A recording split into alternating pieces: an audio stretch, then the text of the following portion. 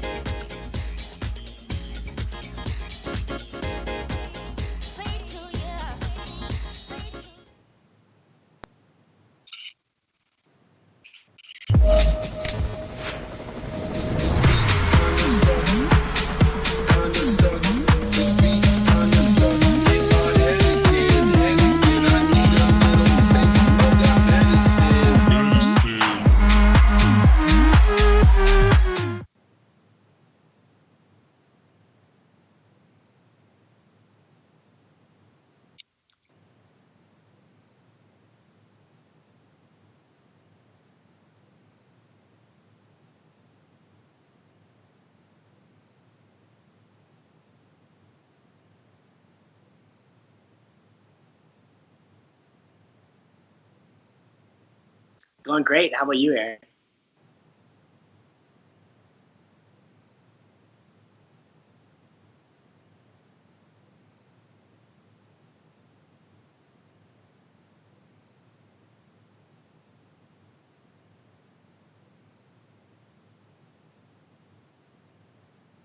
I don't see yours popped up yet.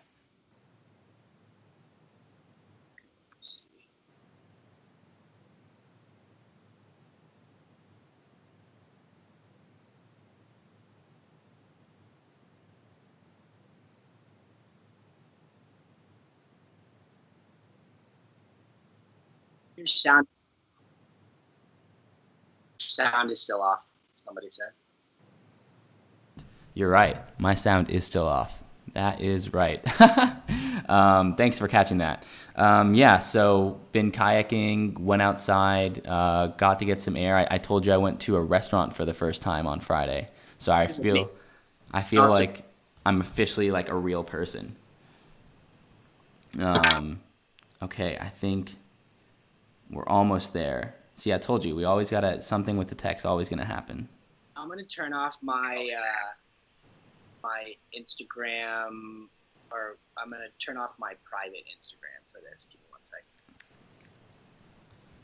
Here for this to go live. All good. We've got OKNF in there. We've got Night and Day in here. Of course, we've got Champa supporting. Hi guys. Dude, Champa, when am I going to get one of those shirts with the gold teeth? That's what I really need.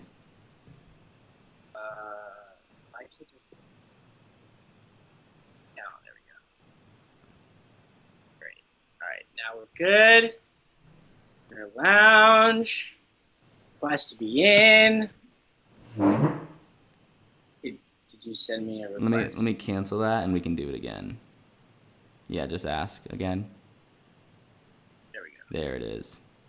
Okay. We're adding you in. Live the private life. Live the private life. Lived it. Yeah. Been, I don't know. Not everybody needs to see everything. My Facebook is public. That can be anybody who wants to check out. But my Instagram itself is like, I don't know.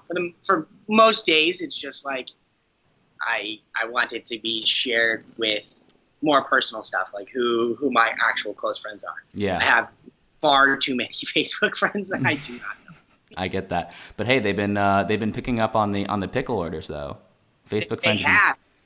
I did a solid I don't know 2 jars of pickles, or pickled goods at least. And I'm very grateful to not be doing that anymore. I don't know why it's not letting you join. I'm going to end it and start over. Okay. I tried it. Let's do this again. So are they good? I mean, what's the actual, obviously you're selling them, you're making money on them, but what is the actual differentiator, if you will? What's the value prop? Why are they so good? Yes. Yeah, it is my great-grandmother's homemade pickled good recipe that's been passed down through 3 generations. My mom, growing up, was our favorite snack. And she would make them one time a year. She'd get together with, some other, moms in the area. And they would spend a whole day pickling and canning and jam, making jams and jellies and shit like that. And me and my little brother just did not care. We would go play sports with our friends, and then that was basically us being involved. And when quarantine hit, it's only one of the questions. I'm trying to join. When quarantine hit, I needed something to do when the music industry disappeared.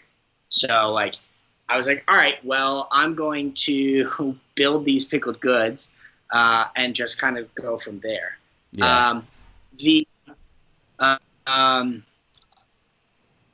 hadn't had the pickled goods in probably I don't know, it'd been 6 or 8 years since I'd really left the West Coast. And then my mom had made some, and I got to take them with me to Burning Man this last year. And it was the highlight of Playa gifts for my kid. Literally, we had a whole day that they created and dedicated so that we could do Bloody Marys with the pickled goods that I had brought. That's amazing. That's amazing. I got to get one of those. Oh, I mean, I may have a jar that I can send you, but I am not doing any more cooking of those because it is tedious as fuck, dude. I get that. Why don't we try one last time? Why don't you go live and I'll try to join you, and then if that doesn't work, maybe we'll just give up.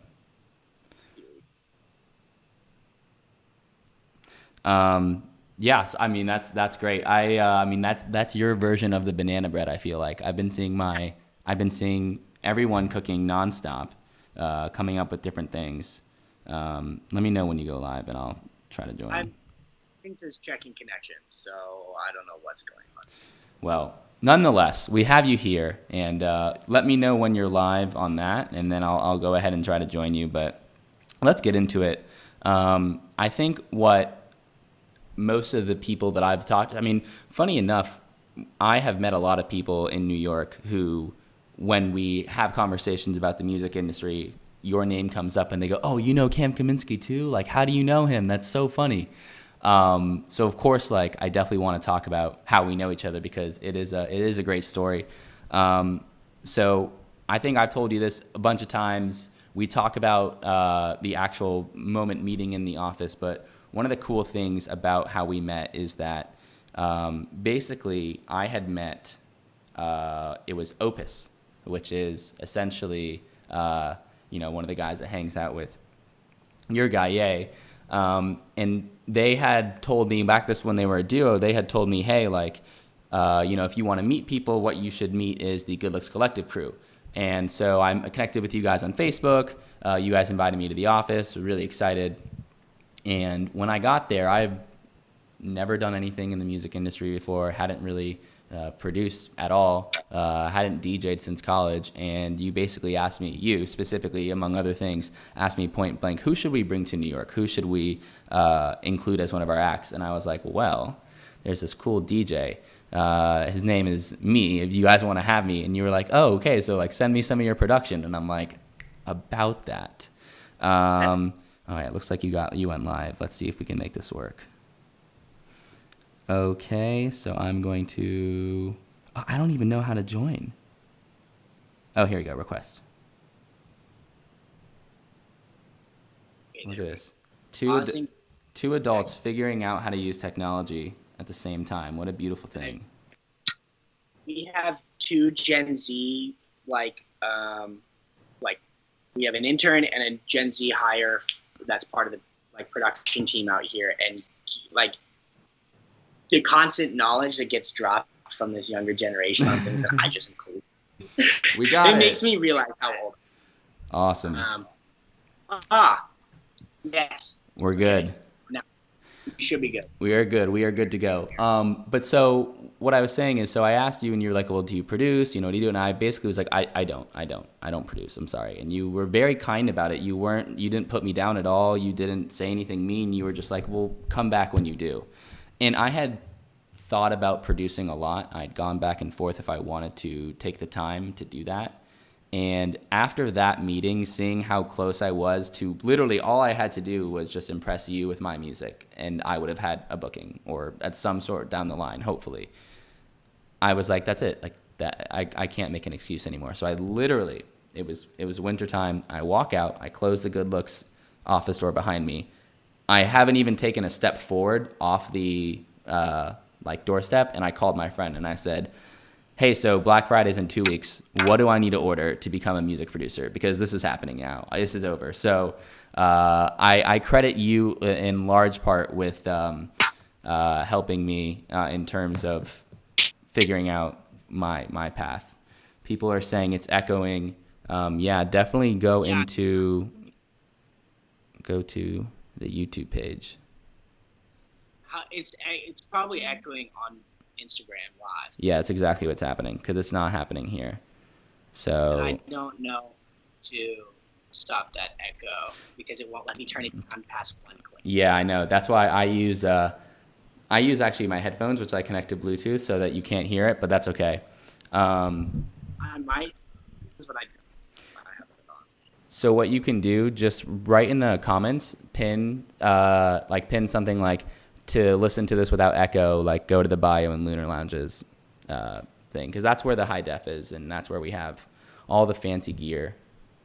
But yeah, that was really fun, and I ended up hanging out with you guys a lot more ever since. We had Gabe DuPont on the other weekend, and I met him through a somewhat similar scenario, just running into him I ran into his artist, Yuri, backstage at a Dim Mat concert.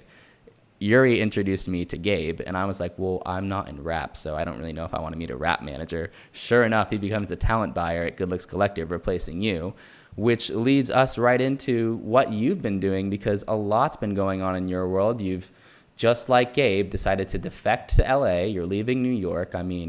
But before we jump into all of that, because I'm bearing the lead here, let's start at the beginning, because what we really want to hear about is lyrics, the beginning of Cameron Kaminski's music industry career. Oh boy.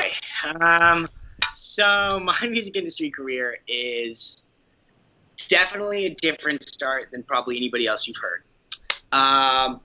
Growing up in high school, music was not my priority. I grew up heavily in the Christian community and playing sports. Mm-hmm. And those controlled my life as a whole.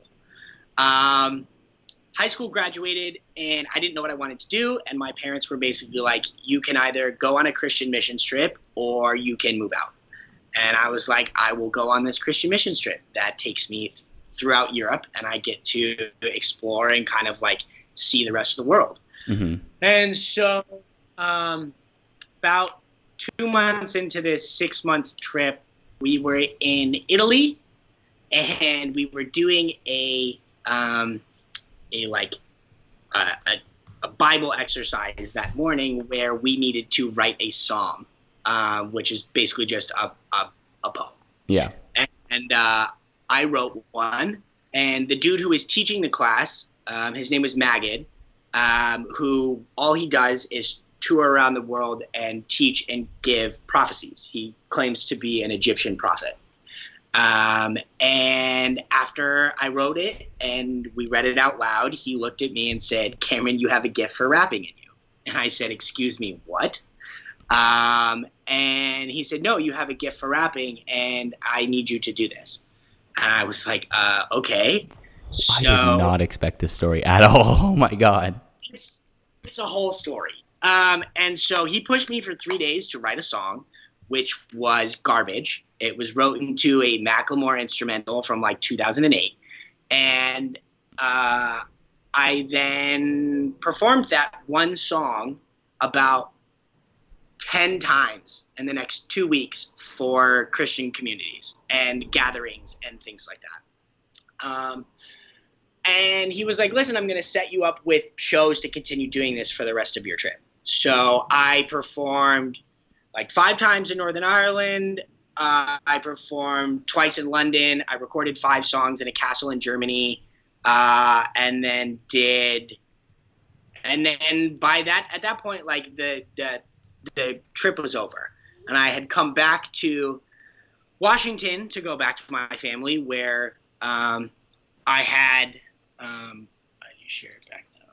I don't know what that is. Came back to Washington. I have an older, like, adopted black brother who taught me all the swag that I know. Mm-hmm. We started a Christian rap duo together. That was called New Beginnings. We did that for about, 2 months before we both realized that I'm not in just a Christian community anymore, and I do not want to be a Christian rapper. So I transitioned, and I moved from Washington to Maryland, where I got linked with the I'm Schmacked crew. No way! Which I don't know if you guys are aware of what that is. It was basically a college promotions company where we would tour to different major universities and the fraternities at those universities, throw big parties, bring a camera, and then make a recap video of the chaos. That's incredible. It was quite a flip from going from Christian to that. But I wrote the theme song for that project when it was starting. The project had probably been like 8 months in, and I wrote some corny, poppy, cheesy college rap song to it. And so that was kind of like my real intro into events as a whole. I grew up, like, my parents threw a massive 4th of July party every year, and they like to have gatherings and friends over. So, like, I understood the concepts behind, like, what it took to keep people engaged and things like that. But I had no idea what the inner workings of anything were. So started to put together stuff around Schmacked. That ended because that company is just terrible, and I do not support what they do anymore. Yeah. The owners were off. Yeah. And so I moved from Maryland to DC, where I had met a bunch of kids working through I'm Schmacked, who went to school at American University in DC. They convinced me to move down, and I moved down in the summer, and then I basically just kind of like twiddled my thumbs in DC for a year or so, hung out with all my friends who were at school, and then I was like, all right, well, I'm going to try and go to school for music business. And as I did this at American University, I got linked up with Closed Sessions in DC, who are Matt Klassens and Nathan Thoss, who book a lot of shows that are similar to, like, they started the wave of, like, the Moving Castles, like the early Lewis days, and like that SoundCloud future bass stuff mixed with like SoundCloud rap. But SoundCloud was really the basis of the artists that we got to book through that when I first got started. Yeah. And I came to them and I was basically like, listen, like, I have no experience.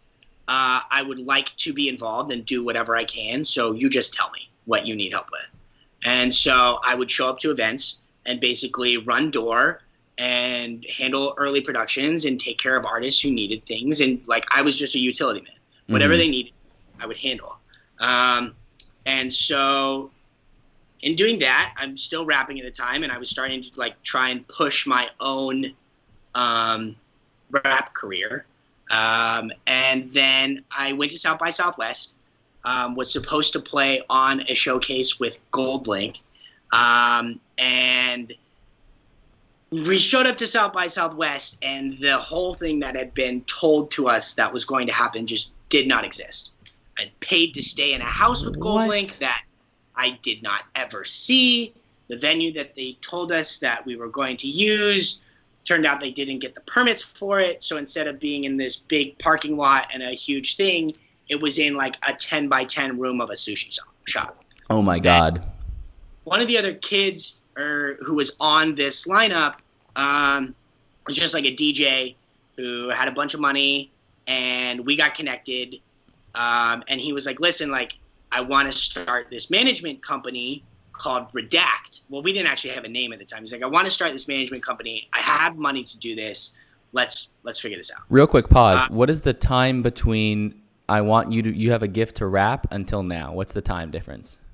That conversation was 2011. Okay. So, and we're now at about 2014. Okay.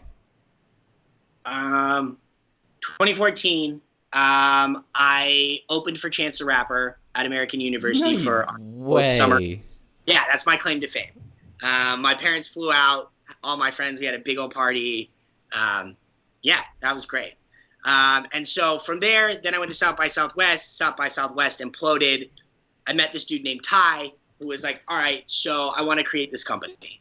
So I ended up bringing in my manager at the time as a rapper. We brought in this other kid named J.R. Nelson, who was doing some stuff for me at Closed Session. It was also like when I would do shows, he was the DJ for me, my backtrack stuff. Mm-hmm. That lasted about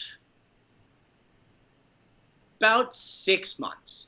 And then our investor, who wanted to start this whole thing, said, hey, I have cancer. Oh my God. I'm out. Oh my God. And went to Miami, and none of us ever heard from him again.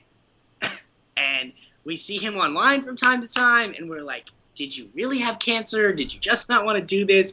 We don't know.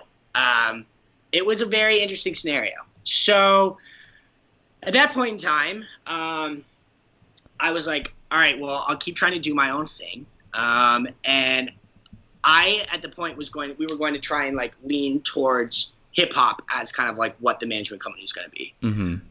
And then my ex-girlfriend at the time was like, hey, she did a lot of SoundCloud digging. She is a great A&R, and she is very talented at just picking out songs that are good. And she found Ye's track "Breath" with Pluko on SoundCloud. Is this Christy or is this someone else? Yeah. Okay. And so she was like, hey, I found this artist. I really think that you should go give this a shot and try and manage him with all of your connections that you do have. Hell yeah. And a ton of connections at like the blogs that were booming and stuff, but like my own music, but my own music wasn't necessarily like what I wanted my face to be. Mm-hmm. Didn't understand branding. I knew I was talented at writing and putting songs together, but like I didn't understand what a brand was, and I was corny as fuck. So I reached out to Ye and was basically like, hey, found this song, would love to talk to you about seeing if there's a way that I can help you advance your career. Mm-hmm. Had a manager at the time. He was like, yo, thank you so much. Like, I really appreciate it, but like, I'm working with somebody else. We'll keep you posted. And I was like, all right, cool. And it was about a week later that he hit me up and he was like, hey, so like, are you still interested? It's like, yeah, for sure. He's like, me and my manager parted ways. Right? Get on the phone. And I was like, yeah, for sure. So that's where management started. And he sent me, the first song that he ever sent me was the Halsey Flip track. The one that he like recently released? No. Halsey Flip track was like way back in 2016. Okay. That was the first song that we released with him, which hit Hype #1, got a bunch of stuff, but like his whole style was based in SoundCloud, where we couldn't get things approved for Spotify. Mm-hmm. So he was a big SoundCloud act coming up. And I had a bunch of music, and I actually had gone to school, high school, with one half of Odessa. Oh, and nice. So I pinged them and was like, hey, just started working with this kid. Would love to hear what you guys think about this. And within like 2 hours of sending the email, a cold email, they hit me back and were like, this is awesome. Would love to find out more. And that was the point for me where that was like, okay, I'm no longer fighting battles for myself, where like when you lose those battles, you get discouraged. Yeah. So as your own artist, you're like, I feel like I'm good enough for this. Why am I not making it? And it just kind of like changed to, I can take all of my resources and my connections to help build music that I love. And I don't need to worry personally about the way that I'm perceived, because I'm putting forward what I love. Yeah. Yeah. And that was the start. That's awesome. Yeah. That's awesome. That's amazing. And I'll actually kind of talk about a couple of things there. Now that I'm gonna throw this request, give you a chance to actually maybe finally we'll get technology to work on Instagram. But for the people that are on YouTube, one of the things that I have consistently preached, and basically the sole reason why I even started the Green Room to begin with, was that I feel like people don't really realize how much the music career, okay, I think we finally have our technology working on all cylinders. People don't really realize how much their music career, or people who music careers that you admire, really start from something, in your case, as silly as someone saying like, hey, like you should do Christian rap, which like maybe not silly, but you know what I mean? And then like even to hear that the Ye story was literally just Christy saying, hey, this guy's cool on SoundCloud, like he closed for what, Alice in Wonderland the other day, like a couple of weeks ago. He's right. I mean, it was a while ago. Yeah, It was. I don't know why I said the other day. It's been long time. But just all those steps, and then you're about to, of course, at some point get into, the Good Looks Collective and everything that you've done since then. But again, just to get to where at that point where you had that cold email with Odessa, all it was you following some sense of like, hey, this seems fun, and I have enough encouragement from the 2 or 3 or 4 people around me that matter to keep going. And then next thing you know, you're like, oh, like I'm here, kind of. And that's definitely one of the biggest things in music and in management specifically, is like, if you don't fully believe in your artist, if you don't love it to the core and it's not one of your favorites, you're wasting your time. Like, this industry is built so much on like really authenticity, and like there's so much fake people out there that like you never know what you're going to get. We're at a place where like authenticity is starting to shine, and if you like there's so many roadblocks that you will face in this. Like no matter what part of the music industry, there is, like, it will always be challenges. And if you aren't willing to if you don't love what you are doing, those challenges are going to be so discouraging that it's bad for your mental health. Yep. Like, this is probably, in my personal opinion, the toughest job on mental health there is, because you are putting your art out into the world on a daily basis. Yep.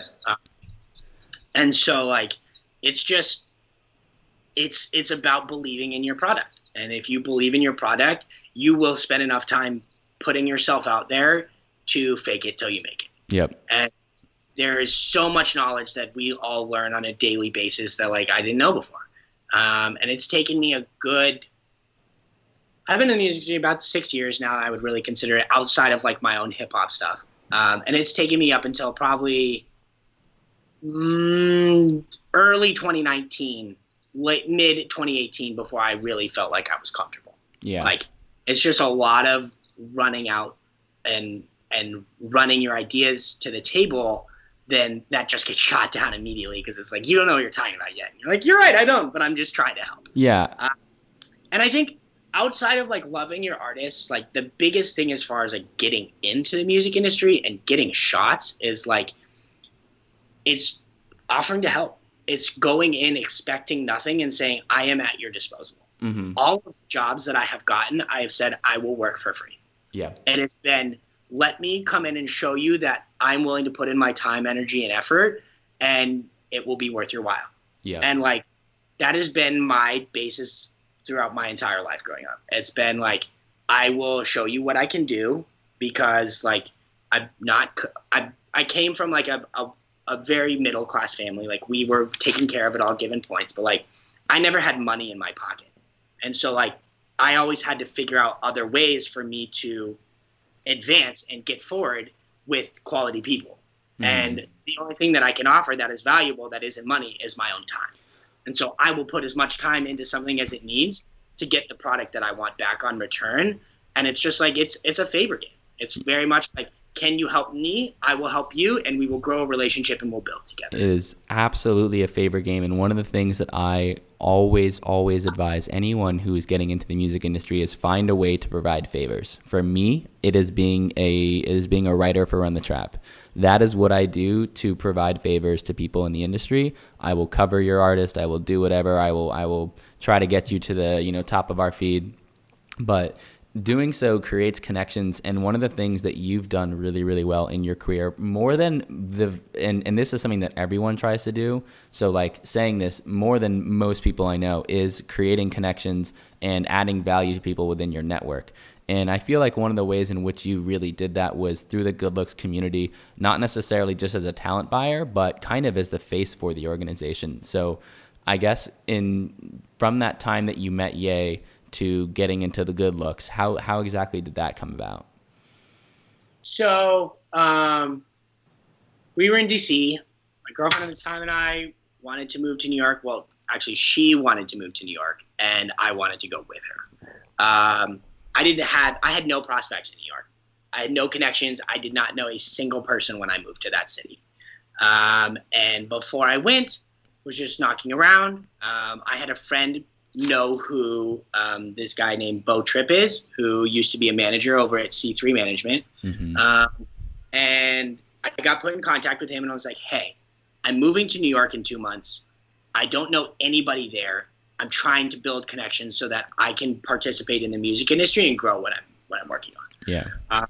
And he was like, well, I live in Texas, so I can't help you. But Jay Rogovin is the lead electronic manager at C3. No. And so you should hit him up and see if you can like talk with him and see what he can do. And I was like, great, thank you so much. And I hit Jay up, and then Jay hit me back and was like, hey, like, we'd love to talk, busy right now, but we'll find a time soon. And then it took about 2 months of daily or bi-daily follow-ups with Jay. No way. To be like, hey, I want a job. Give me a job. What can I do for you? And like, oftentimes, like, I didn't get a response. Like, there were points where it was just like, he was busy. He did not have time for this. And finally, Jay's old assistant, like, hit me up, and he was like, hey, or Jay hit me up, and he was like, listen, like, I don't have a job for you. Plain and simple. Like, I don't have a way to pay you through C3 right now. That being said, I do have an internship at C3 that we would love for you to come and apply for. And I was like, great, I'll be there. And so showed up and had an interview with his day-to-day. Jay wasn't even in town. And he was like, great, we would love for you to start. We would love to do this. And I was like, listen, I am super on board and I want to participate in this, but I just moved to New York City and I have to make money. Like, I have to be able to support myself here or this doesn't work for me. Yeah. And it's like, well, have you ever done social media before? And like, me just having like done my own social media before, I was like, yeah, of course. I know. Yeah, for sure. He's like, cool. Well, I'm going to introduce you to Trevor, who's the owner of Good Looks Collective, and just be like, and we will talk and see what we can do. And so spoke to them. They brought me on as a social media manager. And I remember Trevor on my first day taking me out for pizza and just being like, listen, like, Good Looks is a family. Everybody who works for us, we are a close circle. We are friends with each other, and we build each other up. And like, if you're going to be part of this family, like, you need to be part of this family. And I was like, you can't speak more to my soul than that. Like, I want a crew of people that ride for each other and support, and they have been nothing but just godsends for me as far as like building relationships and my own confidence in a city that I didn't know anybody. That's amazing. I didn't realize all this. That's so cool. So it wasn't because I mean I had just kind of, you of course know that there is some point where you weren't in Good Looks Collective. Of course there was some point where you meet them, but I didn't realize that there was a time where you kind of were in a way almost an outsider to that family, because you're now so integral within that community that just shows exactly like, first off, what the electronic community is about, that you can integrate someone within a community so quickly and so much so that it doesn't appear like they were ever not in it to begin with. And two, that the way to do that is simply through perseverance and pushing through and being like, I wanted this. I want to have this job. I want to be involved. I want to be involved. And one of the other things like to that and to perseverance that like I accidentally, I got dosed with mushrooms for the first time last week. You know how like when you have like an acid trip or something, you have like this great idea, like there's one thing that you're like, yes, like that, I know that's a good idea. The idea that I had was that I want to do a email etiquette class for people that are coming up in the music industry. Mm-hmm. Because being able to write a inviting and informative email to somebody that you don't know is vital. Absolutely. That we would get from people who like don't have a signature or just like type and it's all one block. Like being able to section it out and understand that is such a big piece in trying to grow yourself without a base behind you. Yeah. And I'm really for that because honestly, I learned that from my ex who worked in Congress. She was like, listen, like you need to be structured X, Y, and Z. And I like took that and then I migrated it to be a little bit less formal and be more just open and inviting of a conversation to start things back. Absolutely. At some point, maybe in the next week or two when I'm done with this festival, I may implement that and do a class. If you end up wanting help on that, I come from the professional sales world, and we are literally like actually have professionals come in and teach us email etiquette. I would love to help that because I think it's so important. Again, I've said it a million times today. The way in which you present yourself and create connections is probably more important than anything else in music. And in today's day and age, email is that way. Like you are on 24/7. Your reputation and your brand as someone involved in the music industry does not take time off. No. And that's something that I stress very heavily with my own artists is like I make them fill out branding evaluations as to what exactly their brand is so that we can hone in on things from what type of like what is your voice? How do you speak to people in real life? How do you dress? Who do you want to work with and people that are aligned with the music that you make? What types of like physical things or assets are there in the world that like attribute to your brand? So like if you're making like disco, like you may have like a 70s lowrider with dice hanging from the mirror. Like everything is so much tied together that you have to make sure that your brand is authentically you or you will get lost. Mm-hmm. Music doesn't last by itself at this point. And there's so much content in the world that if it's not something that people are able to look at and say, oh, that's Ye. Oh, that's Champa. Oh, that's Trip Street. Like if it doesn't appear to be what that artist is as a whole, then like it's confusing to people. Like people need a direction of things to understand. And so, within one understanding, right? There's people out there. So like Diplo, for example, Diplo has mastered the brand of no brand, which I don't know how the hell he did it. But somehow like Diplo's making country, he's making house, he's making all this, but he has expertly over the course of 10 years, essentially expanded his brand to encompass those things in a way that makes sense. If he had done country 4, 5, 6 years ago, everyone would have been like, what the fuck? But his management probably spent 2-3 years planning that out. I'm gonna try and just move my computer back and see if that'll help some of this. Like echo. Yeah. They were producers. Main sound was Moombahton and jungle bass and Major Lazer style, and that's where he really came from as like what his core fan base was. And then he was able to access out and start producing for other people. And it no longer just became Diplo's an electronic producer. It became Diplo's a producer. Yeah.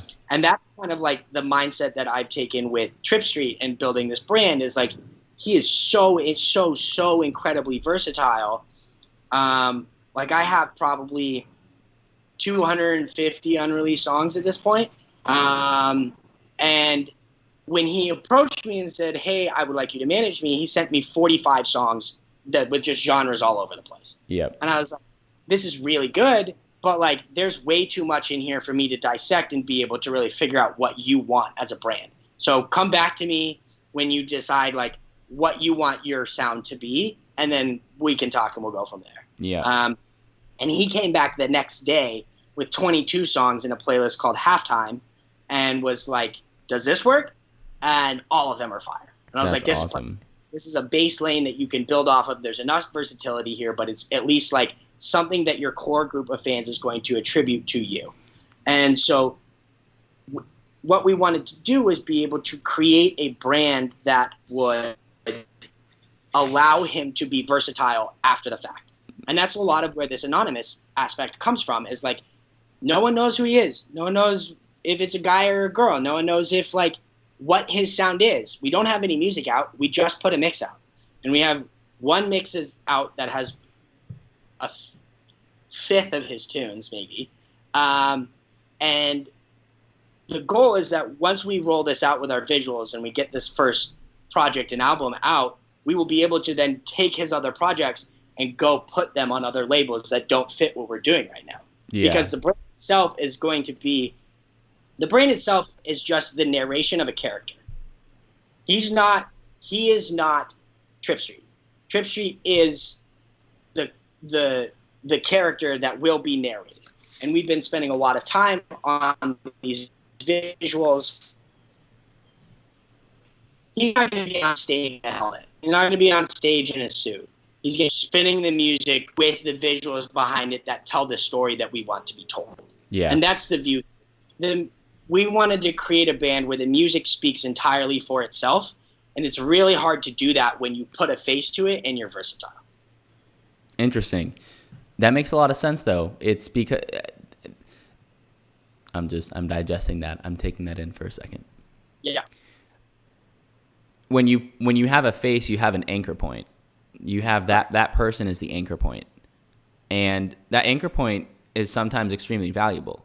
Again, using Diplo as the example, Diplo is like, I mean, they call him Daddy Diplo, right? Or like you want to do Skrillex, he's got the hair. Right. You can deviate from that, but that's the anchor point. Whereas if you don't have an actual, and even Marshmello, I would say Marshmello's anchor point is still the costume, still the helmet. Marshmello's anchor point is 100% the costume, and that's what we wanted to stay away from. Like, this whole thing is like, we're doing everything in our power to make sure that this is not corny. This needs to be, like, it needs to be like, and one of the things that I've really tried to do with this a little bit is like, I wanted to take a brand that was, and create a brand that was more accessible to mainstream. Mm-hmm. Like, a lot of these bass kids, especially like deep bass and Wook bass and people like Tipper and Jade Cicada and things like that, like, visuals for those people sometimes turn them off, basically looking at, like, I look at something and I'm like, oh, that's trippy, I don't want to listen to that. And like, the goal is to create a feeling combined with the art that pulls in your average listener. Yeah. Like, there's enough music in this album that there is a song on this album for everybody. Like, across all genres, it fits together perfectly, and I cannot wait for the world to hear it because it is so good. Yeah. And like, it's like, I don't even know. I honestly don't know where I was going with that. Well, I lost my train of thought. Well, frankly, as the train of thought or not, the amount of passion that I hear in your voice when you talk about managing is, first off, obviously at a very high level, but even clearly, I would say more so than when you were talking about throwing those parties, when you were talking about buying talent. And I think that makes sense, hearing you talk about building these brands and the joy that you get from creating those ideas. I think that makes sense of why you actually made that transition. So obviously you are right in the middle or just finished that transition of going from talent buyer to pretty much strictly focused on management. So, I mean, is that what that was? It was just more of a passion towards that, or tell me kind of where that switch came from. Um, Management has always been my goal. Like before I really got into talent buying, like if it wasn't going to be an artist, like I wanted to be a manager and create artists and bring art to the world. And talent buying really allowed me another like avenue of insight that I didn't understand before on the other side of things. Mm-hmm. Like management is going to be on the right side of shows and talent buying and promoting is on the left side of shows. But both of those things are vital to an artist's success. And so like there are a lot of managers who kind of like start as promoters to kind of get what it means to promote things and how to accurately move forward with those. And I think I got a really, really good understanding of that from Jay and from Good Looks and really diving in. And like, it's allowed me to express things to my artists that otherwise would not get. Like things fall through. Things do not go as planned. Things are like, we're going to get an offer, but that offer is not going to be for as much as we want because X, Y, and Z. Elements last year with Mosey. I'm still crying. Yeah. God, bro, me too. I felt so bad for them, and I love them, and I wish them nothing the best. But like, we don't work together anymore. They're right now. But like, I had 3 straight festival appearances for Mosey. Can't on site.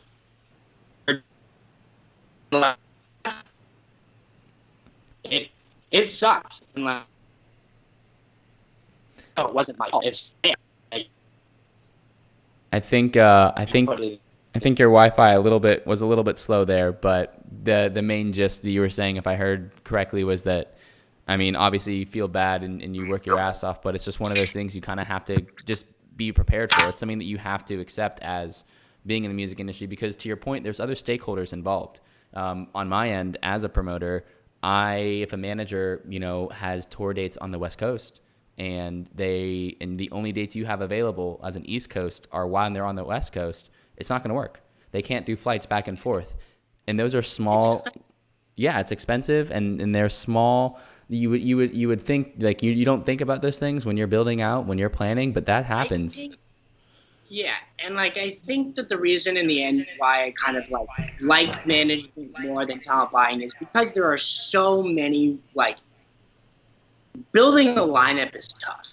Like you have artists in mind that you want to book, but the agents have other plans for them, so they're not available, or they're outside of your price range, or the dates that you are trying to book a show for don't fit, or all of these extra things, and you are just constantly jumping through hoops.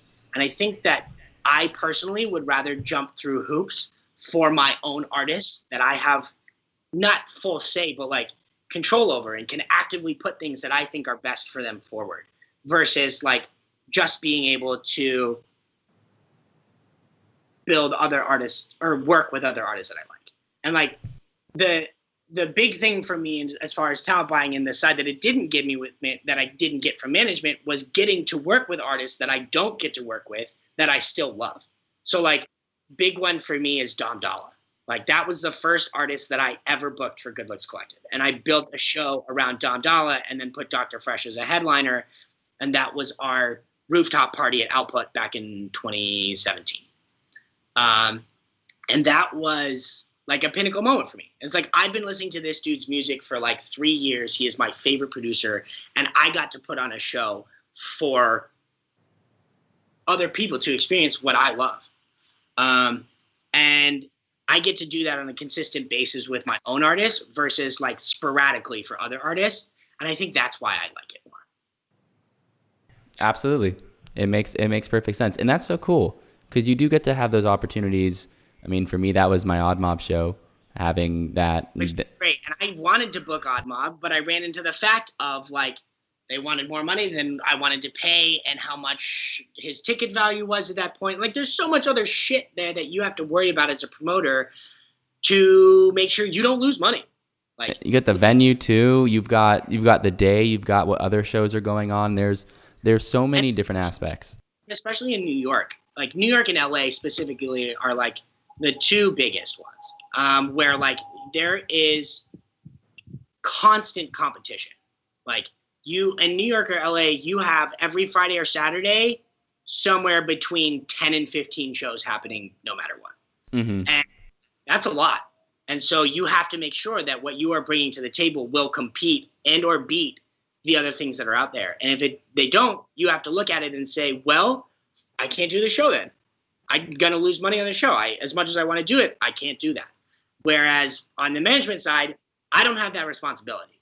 Like, it's much more so like, I'm going to wait for my agents to send me an offer and they're going to handle that. All I need to do is make sure that my artist has his visuals, his music is set, and he can get from point A to point B safely with a place to stay. And it's just like, it's a little bit less, I don't know. I definitely feel like it's probably more stressful throwing shows than it is being a manager, because you don't know everybody personally. Perfect. I'm glad that's the one I'm choosing. Yeah. Well, don't forget to add a emotional counselor right before a big set as part of the job for a manager too. Emotional counselor 24/7, not just like I am. Like my Twitter says, music dad. Like I am. The artists that I represent are kids. Like they're young, they're trying to figure out what they want to do and how they want to maneuver through life. And like I feel like I've also been in those shoes where like I wanted to be an artist and I was trying to understand what were the right forks in the road for me to take to make the right decisions.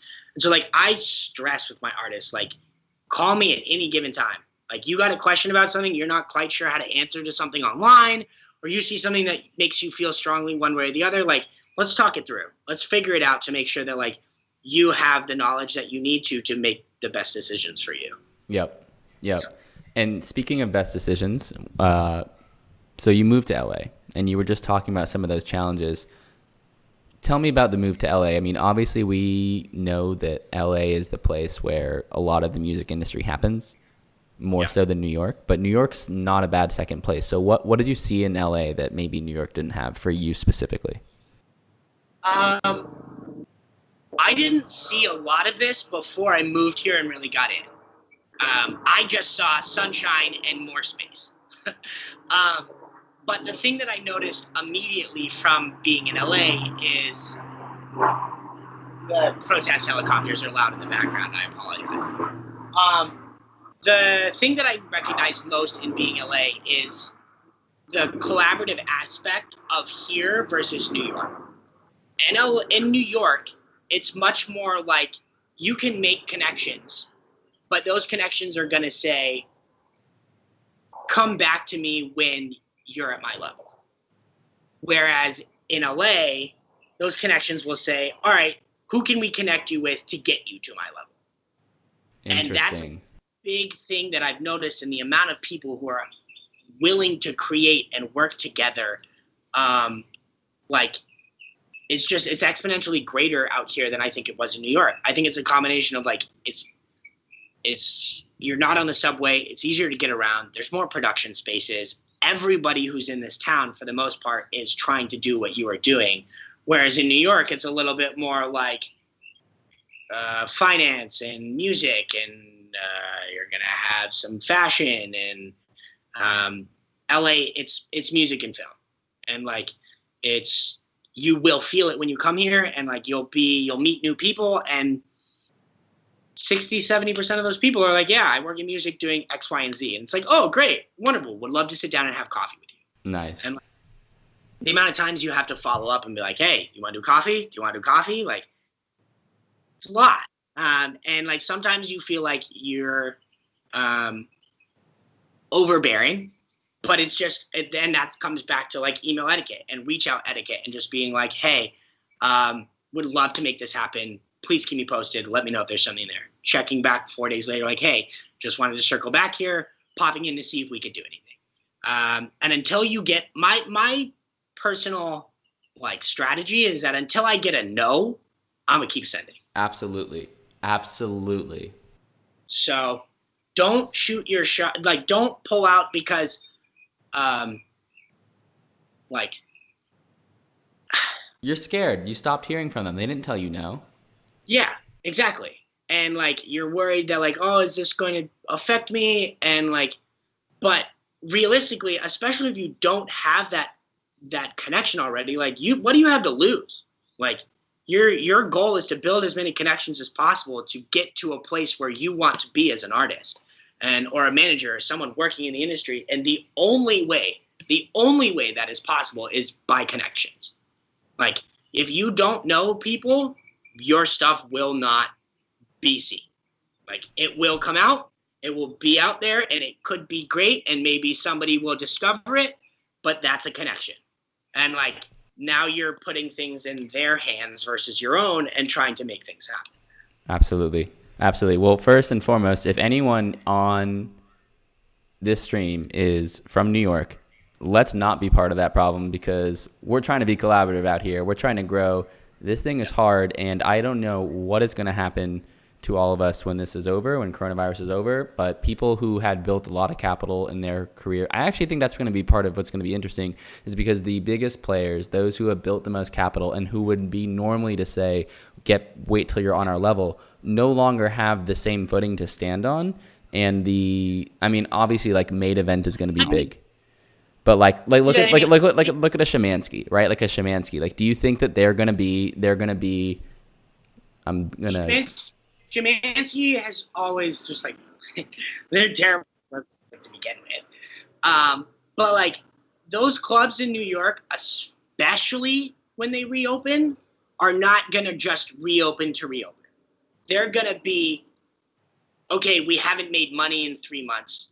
We better get top tier talent to fill our shit so that we can start putting money in. And like, it's going to be really tough for the next 18 months for people who are building. Like, we will see if we get funding from the government as far as these like independent live music goes and the venues go and what that looks like. But I mean, like, plenty of reports have come out that say like, if they don't get something within the next 3 months, 90% can't pay rent for independent. Yeah. And so if independent venues disappear, it's going to be so hard to start building artists, especially building artists without connections. Like, I'm very blessed to have worked in Good Looks for enough time to have built solid relationships with agents. And when I build brands, I have people that I trust that I can go and put this in front of them for them to join the project and see if they're interested. And I always feel confident in that fact. But agents aren't picking up anybody right now. I am extremely proud of the fact that we got Trip Street an agent in quarantine. We announced that whole project the day after quarantine started. And over that space in 2 months, we were able to build enough buzz to sign with a major agent to do that. This person says, hi, Sami. Did you guys see the news report on how 90% of individually owned venues are in risk of being shut down? How can we make sure to support them while they are not open? That's a good question. It's a really good question. Coming from Samir from Beyond the Beats, which actually he does an electronic music podcast, and he's been talking about that a lot too, like how coronavirus has been affecting this. There is realistically, like, Music Cares has been away, but that's much more supporting the workers themselves than it is to the venues. And as far as the venues go, use the ticketing co. Yes. Yeah, 100%. If you're a small venue, go look up the ticketing co for your tickets. Do not let Eventbrite and the rest of these tickets take all of this money from you when you come back and start throwing shows again. Keep your revenue, get your ticket streams and your ticket fees, and add that on top of it to make sure that you are retaining your money. The biggest thing as far as right now goes for supporting independent venues, I don't have an answer for you. I just don't. Like, none of them are open. Some of them are at a place where they've created fundraisers and you can donate to them, and but they aren't super visible a lot of times, and that's not the best point of view. I think the best thing that you can do for independent venues right now are write letters to your congressman. Let them know that this industry is struggling. Let them know that we need help, because we will not survive. Independent venues will not survive this pandemic without help. And if we are not actively as a community going to ask for it, they're not going to know that we really need it. Sure, we can have a bunch of people that are up there, but like if we don't organize, if those venues don't organize and get together and figure out what our best point of action is to create legislation that is going to save us, they're going to die. And I'm not well versed enough in politics to know anything other than who my congressmen are and or how to find your congressman and shoot them an email to tell them what they need to do. Yeah. It's scary. It's really scary. And like, as far as agents go and booking shows and what things are happening right now, like they're prepared to not have any shows through the end of the year. Like, and when it comes to booking things for 2021, you have to start with, well, what was booked first? And we need to get our tours rebooked before you book somebody else. And so agents are busting their ass 3 and 4 times over to rebook tours that they've already booked and not make money. So that combined with the fact that we're going to lose 90% of venues if we don't get legislation means that there is nothing available for developing touring acts. There will be nothing. If you do not have a base and a larger artist who's there to support you, you're going to struggle until these come back, and we don't know when those come back. Ooh, that's a black widow. Sorry. That was a black widow spider. Wow. Were you good? Yeah, I'm good. I'm in flip-flops. That scared the shit out of me. Wow. Wow. Where was I? Sorry. Everything is terrible. It's scary. It's really scary. The reality of the situation is that nobody knows what the fuck is going on. Agents don't know what's going on. Managers don't know what's going on. Promoters don't know what's going on. And we all have to just creative problem solve every single day, new problems that come up. And it's just the game right now. Like, it's gonna be an uphill climb for anybody who's not already established. And that's why it is so imperative that if you are building as an artist right now, you understand what your brand is and you have a cohesive voice across all platforms at all given times so that people can see you. I think my phone just died, so Instagram Live is done. Yeah. But good. It was echoing anyways. Okay. So I'm gonna leave this. That's a lot to think about. That's a lot. I actually might even have some follow-up questions for you offline there. But I think the kind of walk away thing. Yeah, like Sorry, say that again.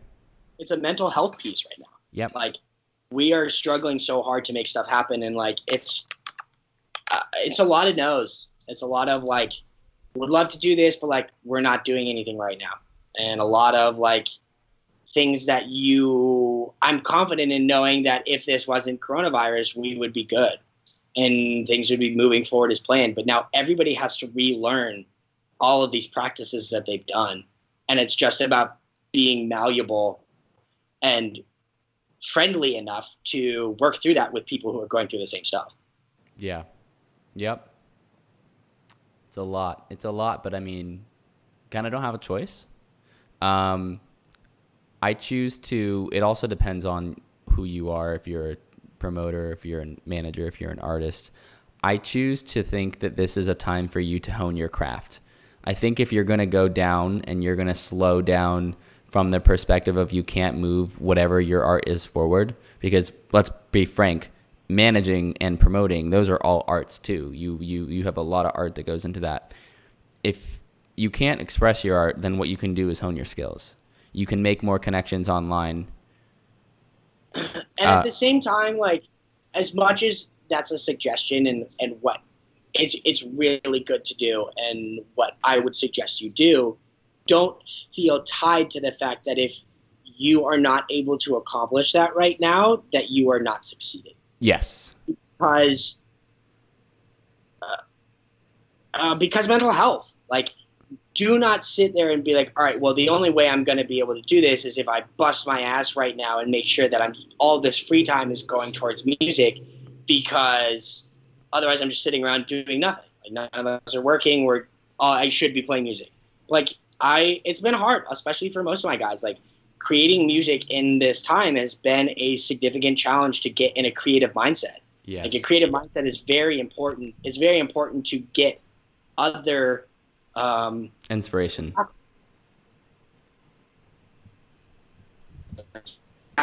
You need to be experiencing new things to give you new ideas to create stuff. And when you're in that same bubble 24 hours a day for 90 days, you got no new experiences outside of the horrible shit that we are seeing online. Yep. And so, like, it's tough. And, like, my suggestion would be, even if it's not so much building your music, like, the time I would spend right now is focused, honestly, more on the brand. Focus on who you want to be, what you want your project to be, and why you want it to be that way. Yes. And that will give you a base to go create the music that you want to create. And it's just really important, like, to have that and understand where you're going, so that when things do start to come up, you are already in a mindset of, like, maybe I'm not actively doing this right now, but I know what I want to do. Yeah. And as long as you have formulated the plan, you don't have to put it into action just yet. You can wait until the right time. And that's another thing I stress super heavily, is, like, waiting for your moment. Mm-hmm. Debut too soon just because you want to put music out there. Absolutely not. Out there because you love this song, but you don't have a plan to release it, or blogs reached out to, or a support system, because it will disappear.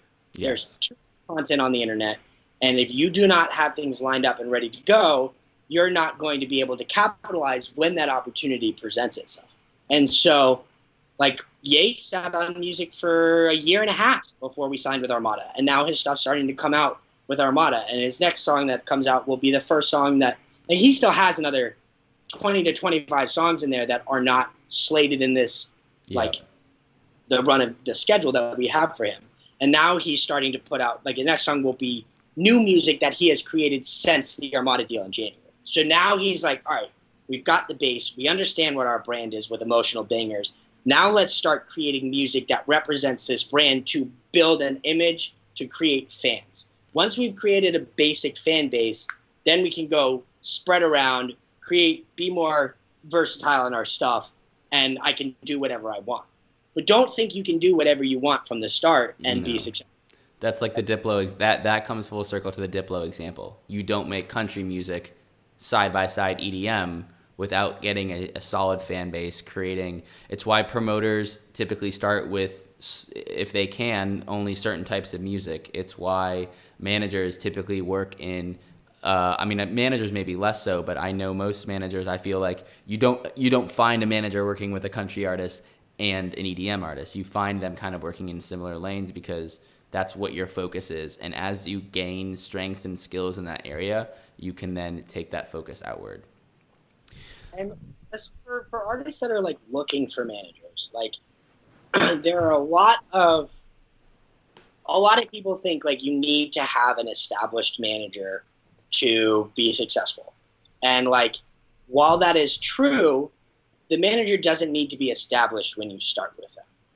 You can, the biggest thing when you search for a manager as an artist is communication. Do they believe in me? Are they willing to fight for me to other people? And if those three things are true, then you can sit down and go through and evaluate whether or not this person will be somebody who will help you grow. And that will build, and they will build. And I love building alongside my projects. Like, I've liked growing from the bottom and being able to fully curate who I want to be as a manager, as well as getting to curate my artists and who they want to be themselves. Mm-hmm. And I don't think that, like, that would have been possible with any of my guys. It wouldn't have been possible that any of my guys without going through, like, branding at the beginning and understanding how do we talk to each other. How do, like, personalities are different for each artist, and you have to be able to be malleable in that. Um, and like, a lot of people suggest, like, go find a friend. Go find a friend who enjoys the music that you do, who wants to see you succeed. Because those are the people who fight for you, and those are the people who will stick their neck out. Like, and sometimes like big managers will pick you up, and you will sit there. And you will sit there until like they feel like you're ready to do something, and they're not really doing a bunch of outreach specifically for you. They will just kind of like tie you into the other projects they have, and you may get some stuff from that. Yeah. But you're not going to get your own fans from them. You need to be able to also have your own fan base while working with other people. Yep. So let me see if I can successfully distill the tidbits that came from Cameron Kaminski over the past hour.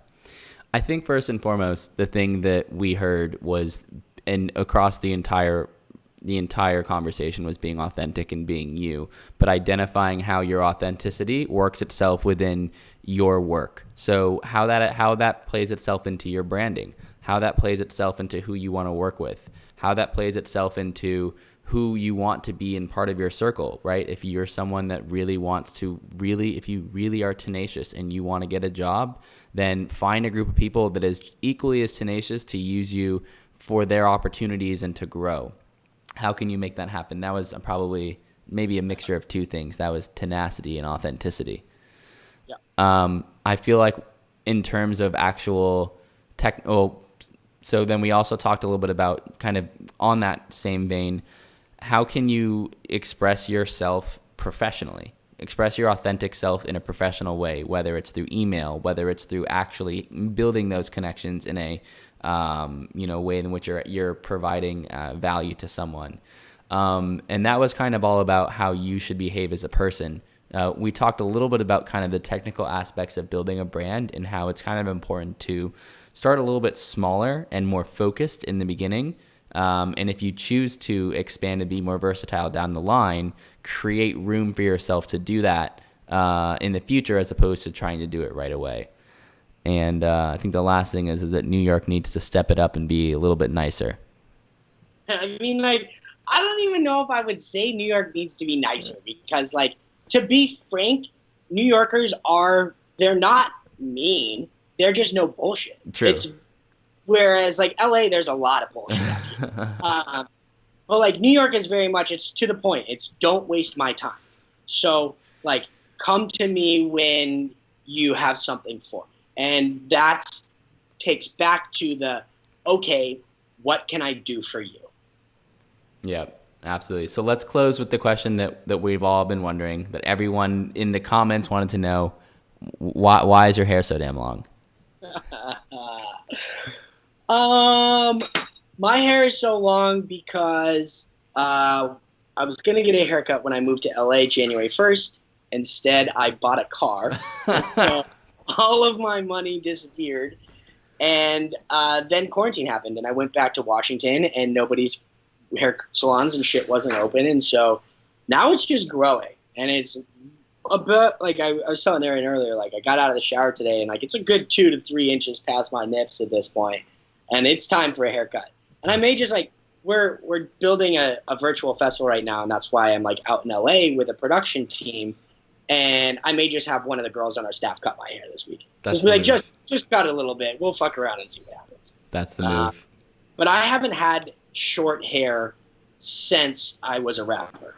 It's been, the last time I had anything like that wasn't like at least to my shoulders was 2014. I like it. I think it looks great. Keep it around. I love it. And I mean, like, I'm also like starting to bald here. So like I need to cover up a little bit. So it's going to need to stay for the foreseeable future, but it doesn't need to be this long. Yeah. Well, Cam, thanks for being with us today. I think almost all of your artists were represented. We had Trip Street on the Twitch stream the entire time, from the beginning technical difficulties all the way through. We had Champa on the IG. I'm sure Ye is doing something somewhere. I'm gonna shoot him a text and see what he's up to. But this has been great. This has definitely been one of the most informative ones we've had, and I really appreciate you taking the time to chat with us. Thanks, Aaron. And I appreciate getting to do this too. I mean, one of my favorite things is just like I love being able to share knowledge with people who are trying to figure it out. Because if I didn't have that myself, I would not be where I was. So Exactly. if you ever want to do another one of these again, just let me know. Or maybe I'll pull you in and we'll do an email etiquette class for the music industry. I'll be texting you about that right after this. Yeah, I think we could do that. I think it'd be cool. Awesome, man. All right, well, I'll catch you later. Thanks again. Of course. Thanks for having me.